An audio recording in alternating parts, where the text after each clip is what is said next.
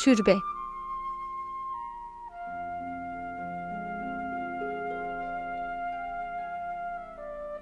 Yazan Ömer Seyfettin. Sıcak bir Mayıs günüydü. Küçük bahçeyi gölge içinde bırakan kocaman tek dut ağacının altında eski, temiz bir hasırın üstüne serdiği kırmızı şiltesinde Şefika Molla oturmuş, sarı, iskelet eliyle nazlı kedisinin mercanı okşuyordu. Önündeki saç mangalda bakır bir cezve kaynıyor, sağ tarafta kahve takımları duruyordu.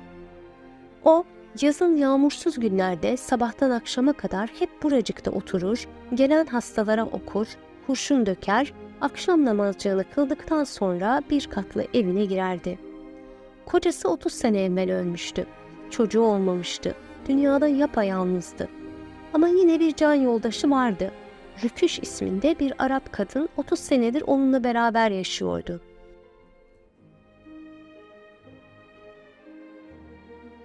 Kocasından bir şey kalmamıştı. Lakin can yoldaşı ile rahat rahat ömürlerini geçiriyorlardı. Şefika Molla için çok zengin deniliyordu. Çünkü bütün Selanik'in hastaları ona gelirdi. Yazın bahçesinde dut ağacının altındaki muayenehanesi, kışın kırmızı yün halı döşeli, mini mini bir mescide benzeyen, ocaklı, mihraplı odacığı hiç boşalmazdı. Kısmet için genç kızlar, İmtihana yakın zihinleri açılmak için mektepliler, çocuğu olmayan kısır kadınlar, kazanamayan tüccarlar, bir şeyini kaybetmiş efendiler, kocalarını kıskanan hanımlar, sevgililerine kavuşamayan aşıklar, tezkere alamayan askerler, terfi edemeyen zabitler, bereminden tutun da frengilisine, bel soğukluğuna kadar her türlü hastalar, kötürümler, körler, dilsizler, sağırlar hep Şefika Molla'ya gelirler. Kendilerini ona okuturlar, muska alır, üzerlerine kurşun döktürürler, ondan şifa, ondan ümit beklerlerdi.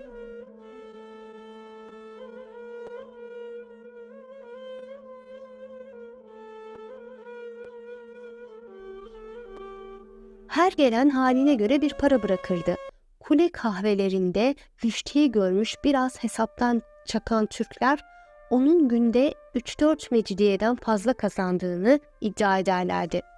Hatta sade bir yassu diye her dakika attığı narasıyla meşhur kahveci Köse Remzi, bir gün sıtmasını bağlatmak için Şefika Molla'ya gittiği vakit onu duvar dibinde bir çukur kazmakla uğraşır gördüğünü söyler. Ah o bahçe, bir arşın aşağısı altın dolu. Ceneviz hazineleri yanında halt etsin diye içini çekerdi.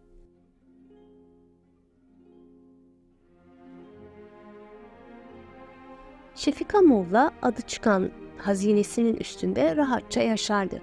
Çünkü hiçbir hırsız evine girmeye güvenemezdi. Üfürükçülüğü, sofuluğu, büyücülüğü kalplerde meçhul bir korku uyandırırdı. Pek sertti. Ufak bir şeyden hiddetlenir, bakkalı, zerzevatçıyı, sütçüyü, hasılı önüne geleni haşlar, gözünü kapar, ağzını açardı. Bazı müşterilerine de çıkışırdı. Fakat kimse ona karşı gelemez, boynunu büker ve çekip giderdi.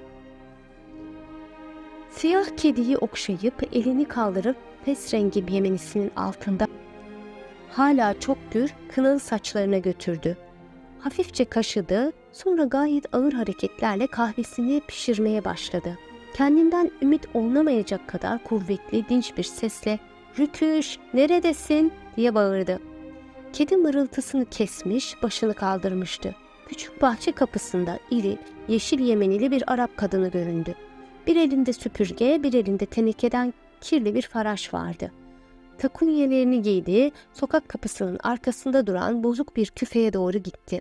Faraşı boşalttı, kahvesini kotaran Şefika Molla başını çevirmeden "Ayol Rüküş, sana çabuk ol diyorum, şimdi birisi gelecek yine kalacağız" dedi.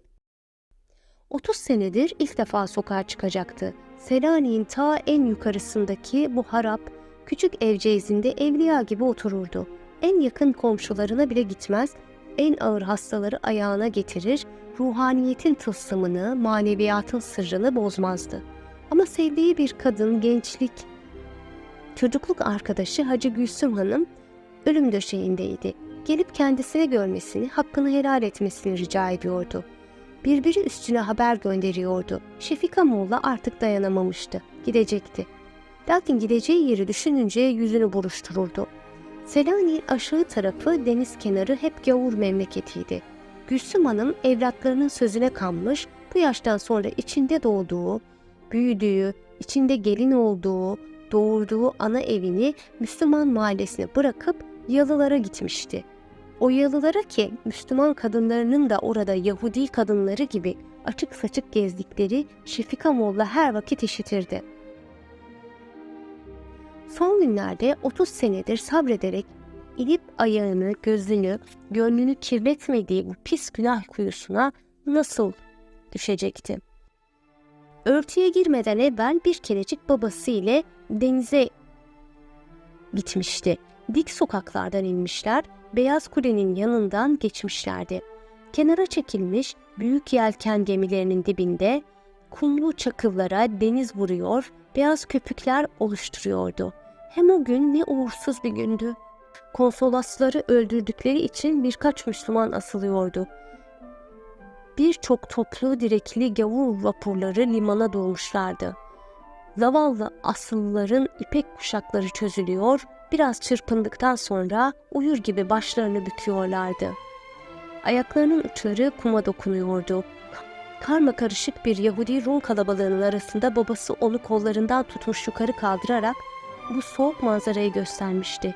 Günlerce boyunları iplere takılı, rüzgarla sallanan bu iri yarı, başı kabak Müslümanların göğüslerindeki beyaz kağıtların hayali zihninden çıkmamıştı.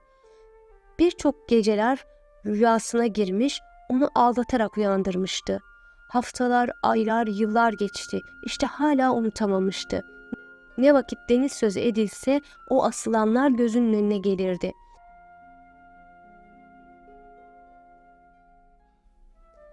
Şimdilik yalılara gideceğini aklından geçirdikçe hep bir çocukluk kabusu bütün düşüncelerini sarıyor, yeniden asılmış birçok Müslüman görecekmiş gibi meçhul, sebepsiz bir korku duyuyordu. Hiç abdestsiz durmazdı. Feracesini giymezden evvel bir kere daha abdestini tazeledi. Sandıkta dura dura küf kokan feracenin rengi ağarmıştı. Kalın yaşmağını yaptı, ağacın dibinde onun giyinmesine yan gözle bakan Rüküş, abanoz bacaklarına beyaz bir çorap geçiriverdi.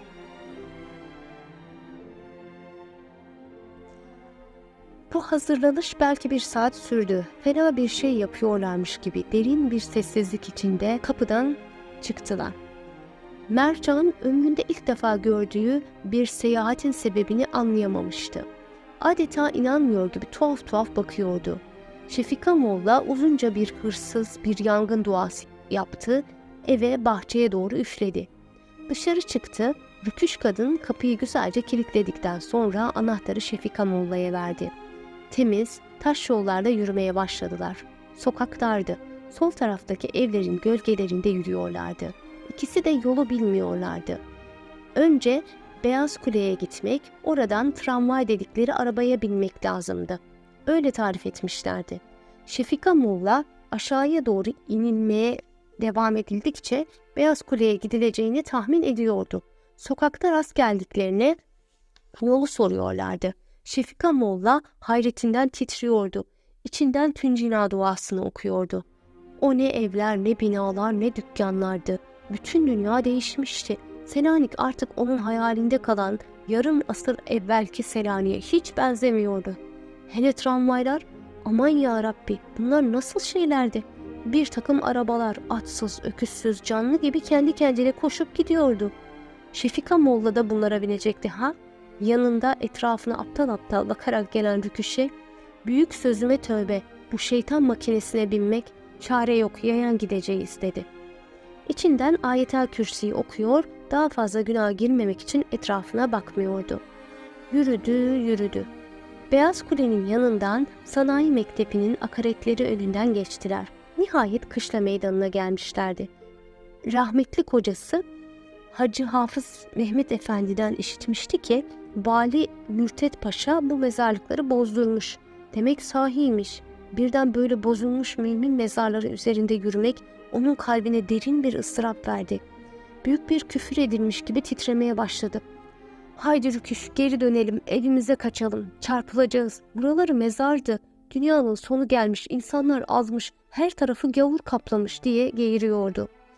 Boğuluyor gibi oluyordu. Rüküş de bu değişikliklerden ürkmüştü. 30 senedir evden bakkala, bakkaldan eve gidip gelirdi. Başka her şeylerini kapıdan gezdirici satıcılardan alırlardı. İkisinin de dizleri titriyordu, terliyorlardı. Ömürlerinde bu kadar uzun yol yürümemişlerdi. Şefika Molla nefes almak için biraz durdu. Gözlerini yerden kaldırdı, karşısına baktı. "Oh, çok şükür ya Rabbi" diye haykırdı. Önünde küçük kubbesiyle, al yeşil camlı penceresiyle güzel zarif bir türbe yükseliyordu. Duvarları koyu kil ile sıvanmış gibi kuşkun rengindeydi. Etrafında incecik bir duvar vardı. Arkasından deniz görünüyordu. Biraz gerisindeki gayet küçük, tek çatılı binanın bir minare kadar yüksek olan bacasından duman çıkıyordu. Mutlaka bir fabrika olacaktı. Çünkü durmadan puf puf puf diye sıkıcı, yorucu bir ses çıkarıyordu. Şefika Molla bu gavur işinin iğrenç sesinin bu güzel, bu zarif türbecikte yatan zavallı Evliya Efendiciğimiz Hazretlerini ne kadar rahatsız ettiğini düşündü. Acaba bu türbeyi kim yaptırmıştı? Daha yeniydi. Evvel zaman türbeleri gibi ağır, kaba taştan değildi. Tıpkı mini mini bir camiye benziyordu. Kim bilir önünden geçen bu atsız, öküzsüz şeytan arabalarına, açık saçık kadınlara, daha bin türlü gavurluklara ne kadar lanet ederdi. İşte böyle nihayet bir gün dünya batacaktı. "Rüküş, gel şu zatı ziyaret edelim" dedi. İkisi de türbeye doğru yürüdüler fakat ihtiramdan çok yaklaşamadılar. 10 adım kadar uzak durdular, ellerini kaldırdılar, okumaya başladılar. Gelen geçen ne yapıyorlar diye onlara bakıyordu. Şefika Molla etrafını görmüyordu. Fatihasını bitirip ellerini yüzüne kavuşturduktan sonra tekrar türbeye daldı. Mini mini bir camiye, Muhammediye kitabında resmini gördüğü cennet köşelerine ne kadar benziyordu. Hatta o cennet köşeleri gibi kubbesi armudi, saçaklarının üstü yukarı kalktı. Acaba içinde hangi zat yatıyordu? Ah, buralarda evliya bir tane miydi? Çocukluğunda hatırladığı bu geniş mezarlıkta 20'den fazla kandilli mezar vardı. Neyse, çok şükür bir tanesini olsun bırakmışlardı. Heyecanla, hayranlıkla hala bakıyordu. İnce duvarlarının arasında bir ıslaklık gördü. İçerisinde çeşme de vardı. Ah, nasıl girseydi de oradan içseydi. Ama o kadar terlemiş, o kadar fena şeyler görmüştü. Abdesti sakatlanmamış mıydı? Bu mübarek yere girmeye nasıl cesaret edebilirdi? Birdenbire kalbinde şiddetli bir heyecan durdu. Elleri, ayakları titremeye başladı. Gözlerine inanamıyordu. Kısık bir sesle Rüküş'e, "Aa, gördün mü? Şapkalıları gördün mü?" dedi. Rüküş de ağlayarak "Gördüm" diye cevap verdi. Hıçkırmaya başladı. Artık bu dünya batmasında neresi batsın? İki şapkalı konuşarak türbenin içine girmişlerdi. Hiçbir türbeye, bir evliyanın yanına gavur girer miydi? Şefika Molla yere düşecekti. "Müslüman yok mu ümmetin Muhammed? İmdat, imdat" diye bağırmak için ağzını açıyordu. Kalbinden kopan acı bir düğüm boğazına tıkandı. Sesi çıkmıyordu. Sanki o anda bütün vücuduna inme inmişti. Yalnız gözleri görüyordu. Yine etrafına baktı. Hiçbir Müslüman yoktu. Ne bir sarıklı ne bir cübbeli adam görüyordu. Şapkalılar, fesli, frenkli, gömlekli herifler hızlı hızlı geçiyorlardı. Bir takım çan sesleri işitti. İki taraftan da atsız, öküzsüz şeytan arabaları geliyordu. Ezilmemek için geri çekildi. Kılıçlı, kır bıyıklı bir zabit bir direğin dibinde ayakta duruyordu. Acaba Müslüman mıydı? Şimdi gavurdan da zabit olduğu söyleniyordu. Şefika Molla ıstıraptan, heyecandan kendini kaybetmişti. Daha fazla muhakeme edemedi. Zabite yaklaştı. "Oğlum, sen Müslüman mısın?" diye sordu. Zabit birdenbire şaşaladı. Şefika Molla'yı, Rüküş'ü baştan aşağı süzdükten sonra cevap verdi. "Müslümanım elhamdülillah. Ne diye sordun valide?" Şefika Molla hıçkıra hıçkıra ağlamaya başladı. "Ah, ne günlere kaldık. Nasıl tahammül ediyorsun oğlum? Bir zatın, bir evliyanın yanına bir türbeye şapkalı gavurlar giriyor da siz Müslümanlar aldırmadan bakıyorsunuz" dedi. Zabit anlayamamış, aptallaşmıştı. "Hangi türbeye? Hangisine olacak, işte şu türbeye. Gözümüzle gördük, 2 şapkalı girdi. Rüküş de gördü. Hem hala çıkmadılar.